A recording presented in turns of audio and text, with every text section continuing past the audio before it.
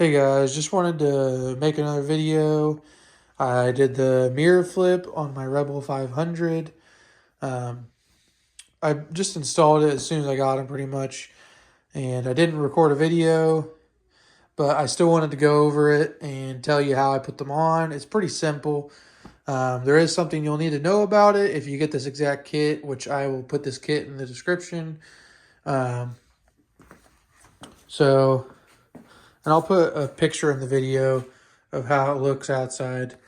But it's pretty simple. So the kit comes with these brackets, which run down there. And then they come with these spacers, these screws. And then, so that all fits. And those go into your... On the right side, they go onto your clamp for your brake and brake master cylinder. And then on the left side, they go onto your clutch. And then you also get these plugs for where the mirror went. So this is pretty confusing to me, is that they know what size they need for the plug. But then they don't give you the right size nut.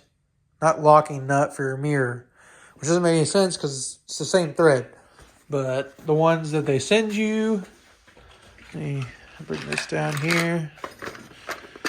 So these are your stock screws for the clamp, and the locking nut they send you is the same size as that, which is nowhere close to the same size as the mirror. So I had to go to the hardware store, buy these locking nuts, and then it's pretty tight in there, so you're gonna have to have an open-ended wrench. And then I didn't have it, and this ended up being 17 millimeters. I didn't have that, so I used a adjustable wrench, which ended up scratching these a little bit. But these are cheap brackets, so I'm not really worried about it. I can buy another set if it really bothers me. I scratched a little bit. I need to touch up that side too. But yeah, I mean, other than that, they look really good. The visibility out of them was actually really good. So, I mean, I'm happy with them. Simple to install. So the one thing I want to say, when you're taking these bolts out of your clamp, the stock ones, just do one at a time. So what I did, I broke it loose, took the top one out, left the bottom one in so that this isn't going to go anywhere.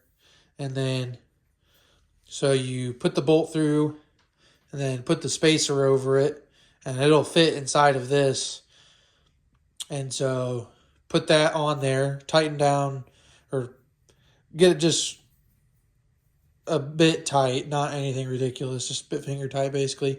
Get that on there. Move this, since you only have one, just move this over to the side, out of the way, so you can take this bottom stock bolt out.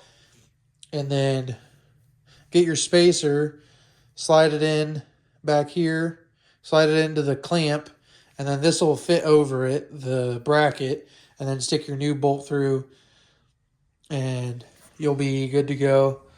And just do that for both sides. And so, I mean, it's pretty easy. Thanks for watching, guys.